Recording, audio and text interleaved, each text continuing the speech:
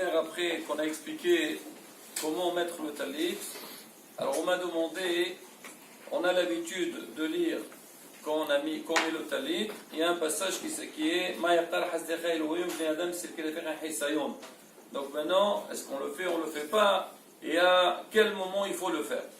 Alors, Rabotai, c'est marqué dans la halakha que ce passage-là, Ma yaqtar hasdecha, c'est pas quelque chose qui est obligatoire, mais c'est bien de le faire. Et Rabotai, je vais faire une petite introduction par rapport à ça. C'est que beaucoup de fois, au niveau de la halakha, quand on nous demande de faire certaines choses, il y a des choses qui sont obligatoires. Il y a des fois des choses qui sont, donc comme tu veux, c'est pas obligatoire de les faire. Dans certains cas, même que vous n'êtes pas obligé de faire ces choses-là, c'est très important de les faire. Et surtout quand il s'agit de ce qu'on appelle hinour. Quand on va enseigner un enfant, on va lui dire, écoute, voilà, tu dois faire telle et telle mitzvah, mais en faisant cette mitzvah, il faut rajouter un passage. En fait, les passages qu'on rajoute, c'est quoi? De quoi il parle? Par exemple, ce passage-là, on dit Ma yaqtar hasdecha Elohim, bnei adam sirkelefecha hisayon. Une fois qu'on a mis le talit sur nous, on commence un petit peu à louer à Kadosh Baruch Hu. On dit Ma yaqtar hasdecha Hashem, tu nous fais beaucoup de hesed. On parle un petit peu du talit. Quand on a mis le talit sur nous, c'est comme si Kadosh Baruch Hu il nous a mis sous son ombre. Alors, tous ces passages-là, quand l'homme il les lit, alors, surtout s'il arrive à les comprendre, ça va rajouter dans Saïrat Shamayim. C'est pareil aussi, chaque fois qu'on voit par exemple quelqu'un, on dit quand tu passes devant la mezouza, est-ce qu'il faut l'embrasser ou pas? C'est vrai, il n'y a aucune obligation d'embrasser la mezouza. Mais d'un autre côté, on dit quand quelqu'un il embrasse la mezouza, ça va lui donner Rat Shamayim. Ah, je passe par quelque chose qui est kadosh, je touche. Des fois, on pose des questions. Est-ce qu'on doit mettre des photos des rabbanim à la maison ou pas? Bah, la beauté, c'est important. Des fois, surtout quand on a grandi avec un rab, avec quelqu'un d'important, avec qui qu'on a senti qu'on s'est élevé dans Yirat Shamayim, dans la bonne conduite, alors quand tu l'as, là ça va t'aider. Donc tu vas avoir un rappel de lui, c'est ce qu'on a expliqué la semaine dernière, chez Wid Hashem l'Enerdetamid, c'est qu'Hachem il faut qu'il soit toujours face à nos yeux. Qu'on a Kadosh Baruch Hu face à nous, donc ça nous aide de bien avancer dans les mitzvot. Maintenant ce passage de Ma yaqtar, alors maintenant il est discuté dans la halakha. Pas discuter de le faire ou pas, mais si jamais on va le faire, est-ce que ça peut causer un problème au niveau de la mise du talit? On a parlé ici, hier aussi du lien de la Safra, on va revenir dessus. Alors maintenant, on a expliqué hier que c'est quoi, comment on doit mettre le talit. On a dit la meilleure manière de faire, Moulin Arabe, Rabbi Odi Yosef il le dit, et c'est confirmé aussi par Ish Masliach. On a dit qu'on prend le talit, on va faire vite, on ne va pas traîner. Donc on prend le talit comme ça, et on le met sur la tête, après on met derrière sur le côté gauche, il faut que tout le visage y soit découvert, après on fait la deuxième partie, et on attend le temps de marcher 2 mètres, et après on remet tout sur nos épaules, et de manière qu'on a les tzitzit 2 devant et 2 derrière. Maintenant, alors beaucoup, ils ont l'habitude de faire ce passage Ma yaqtar hasdecha. Maintenant, nous, on a l'habitude. Certains, ils disent, il faut le faire quand tu as mis, parce que tu as fini la atifa, ce qu'on appelle la atifa d'Ishmaïlim, tu le mets ici. Mais ça pose un problème. C'est quoi le problème? C'est que, toujours, quand un homme, il fait une mitzvah, il n'a pas le droit de parler ou de faire autre chose avant d'avoir fini la mitzvah. Et nous, quand on a pris le talit, on l'a mis sur nous, il est encore sous nos épaules.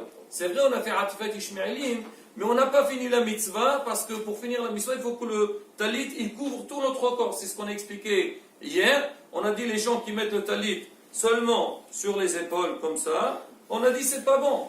C'est pas bon, pourquoi? Parce que ça ne s'appelle pas Techaseba, que tu vas être couvert avec le talit. Parce que le pasteur il a dit Gidelim ta'aselecha al arba, quelle faute qui sautera, Asher Techaseba. Techasé, il faut que tu sois couvert complètement avec le talit.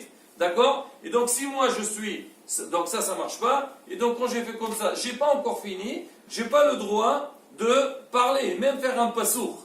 Ah maintenant certains ils disent que Bémet ça dérange pas, même si j'ai encore le talit sur mes épaules, c'est-à-dire j'ai fait comme ça, je peux faire ma yaqtar, pourquoi? Parce que ma yaqtar fait partie de la atifa. D'autres ils disent non, il faut pas faire comme ça, plutôt il faut, soit si tu veux faire, il faut le faire, c'est-à-dire dans la tête, Béhérour, avec la pensée tu penses à ce pasour là.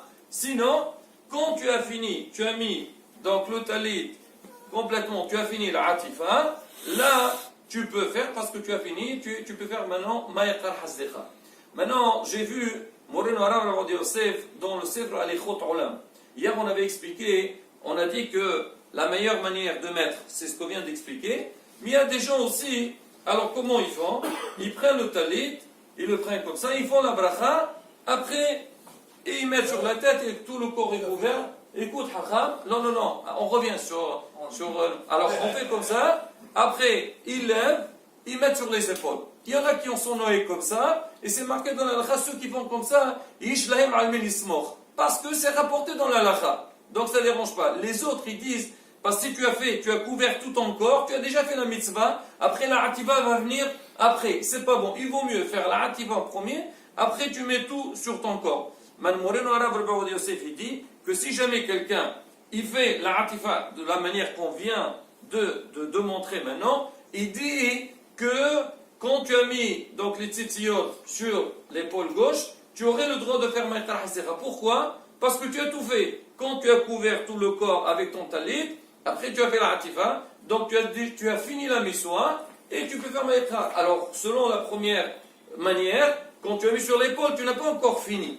Là, la bataille par rapport au Ma'yaqar, et pour que c'est bien. Maintenant, ça sort de là, quelque chose de très important. C'est que l'homme, maintenant qu'il a mis le talit, alors il y a beaucoup de gens, ils prennent le talit, dès qu'ils ont mis le talit sur eux, ils commencent déjà à bavarder, au voir un petit peu les messages qu'ils ont reçus. À la bataille, on n'a pas encore fini la mitzvah, on n'a pas le droit de parler. La question qui se pose, est-ce que moi, si maintenant j'ai mis mon talit, j'entends un kaddish, est-ce que je réponds ou je réponds pas? Ça veut dire, j'ai mis le talit, il est maintenant, je l'ai mis sur les épaules, j'ai pas encore fini la atifa, est-ce que je réponds sur le kaddish ou pas? Alors on dit, davar chez Bakdusha, quelque chose qui est kadosh, et en plus, quelque chose, ce qu'on appelle miswa overet, si maintenant je ne réponds pas, je vais rater donc le amen, là j'aurai le droit de répondre, ça ne pose aucun problème.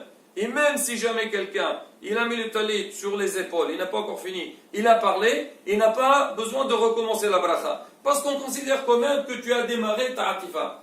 Ce qui n'est pas le cas, c'est que quand la personne, elle prend le talit et elle fait la bracha, et avant de mettre son talit, elle parle. Là, la beauté, c'est un gros problème.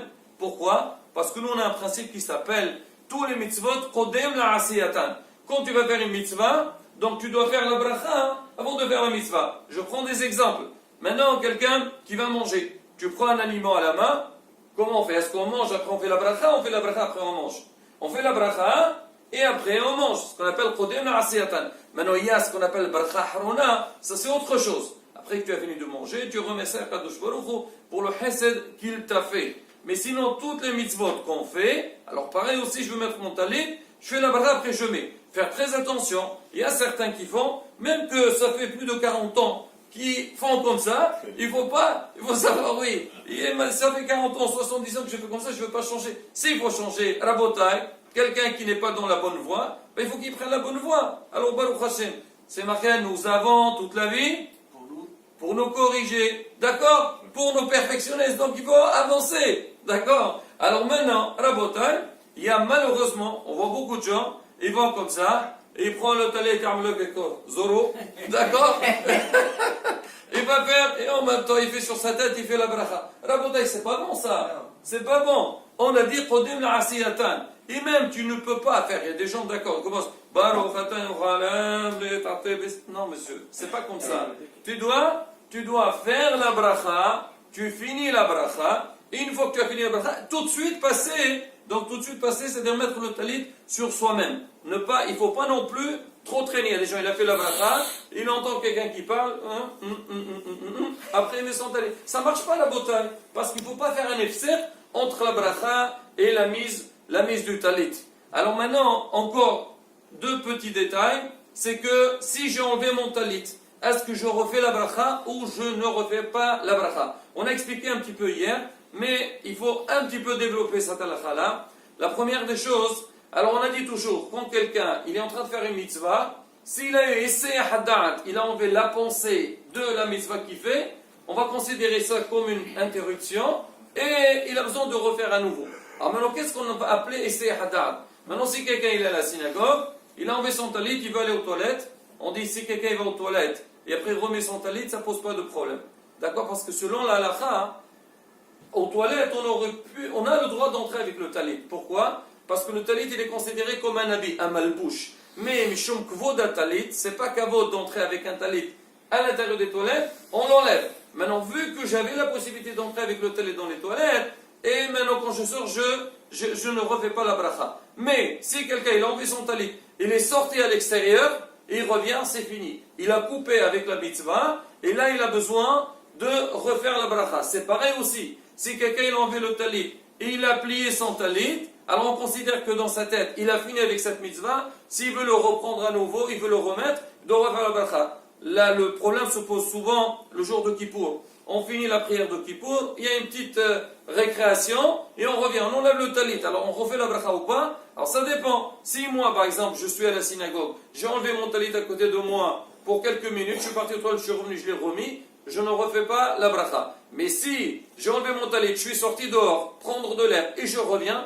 même si je ne suis pas resté longtemps, on dit que le shi'ur du FCR c'est une demi-heure, même si je ne suis pas resté longtemps, je dois refaire la bracha parce que le fait que je suis sorti, on considère que c'est une coupure, je dois refaire la bracha. Voilà la bouteille, en gros donc des détails importants au niveau de cette mitzvah qui est très précieuse de la mise de talit.